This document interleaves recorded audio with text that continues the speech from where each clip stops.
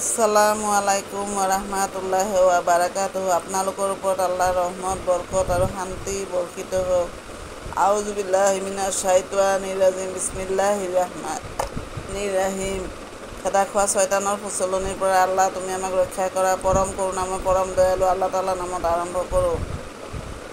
আজি মই সূৰা আল মুজাম্মিল অৰ্থ কম্বলেৰে আবৃতজন নবীজীক সম্বোধন কৰি আল্লাহ তাআলাই কৈছে, সেই সূৰাৰ 11 নম্বৰ আয়াতৰ পৰা পঢ়ি শুনাব খুজিছোঁ। আশা কৰোঁ আপোনালোকে শুনি ভাল পাব।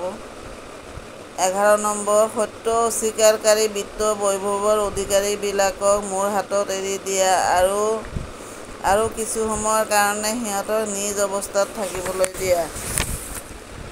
12 নম্বৰ, সিহঁতৰ বাবে মোৰ ওচৰত ভৰিত বন্ধা শিকলি আৰু ৰৌ ৰৌকৈ জ্বলি থকা জুই।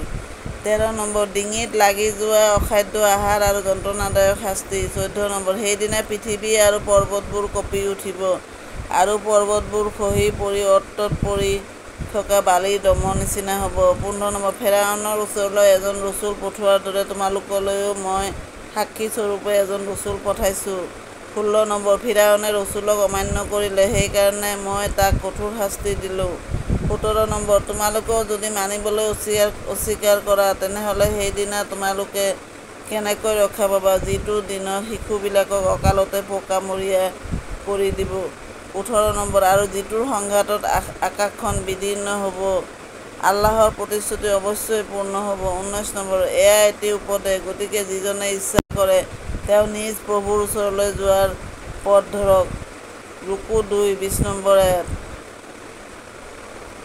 হে নবী সাল্লাল্লাহু আলাইহি ওয়াসাল্লাম, তোমাৰ প্ৰভুৱে জানে যে তুমি কেতিয়াবা নিশাৰ প্ৰায় 2/3, কেতিয়াবা আধা ৰাতি আৰু কেতিয়াবা 1/3 সময় উপাসনা কৰি থিয় দি কটোৱা। তোমাৰ লগৰীয়াসকলৰো কিছুমানে এনেদৰে থিয় দি কটায়। দিন-ৰাতিৰ পৰিমাণ আল্লাহে নিৰ্ধাৰণ কৰে। তেওঁ জানে যে তোমালোকে সময়ৰ সঠিক লেখ ৰাখিব নোৱাৰা, সেয়ে তেওঁ তোমালোকক অনুগ্ৰহ কৰিলে। এতিয়া কোৰাণৰ যিমানখিনি সহজ পাঠ কৰিব পাৰা সিমানখিনিকে পাঠ কৰি থাকা।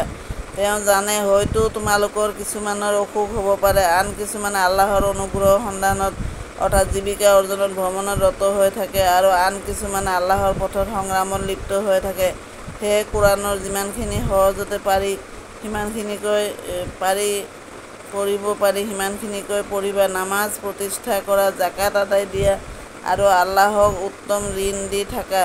তোমালোকৰ নিজৰ মংগলৰ বাবে যিবোৰ তোমালোকে আগতীয়াকৈ পঠোৱা সেয়া আল্লাহৰ ওচৰত পাবা। সেয়া শ্ৰেষ্ঠ আৰু তাৰ প্ৰতিদানো অনেক বেছি। আল্লাহৰ ওচৰত ক্ষমা প্ৰাৰ্থনা কৰি থাকিবা, নিশ্চয় আল্লাহ অতি ক্ষমাশীল, পৰম দয়ালু। সমাপ্ত।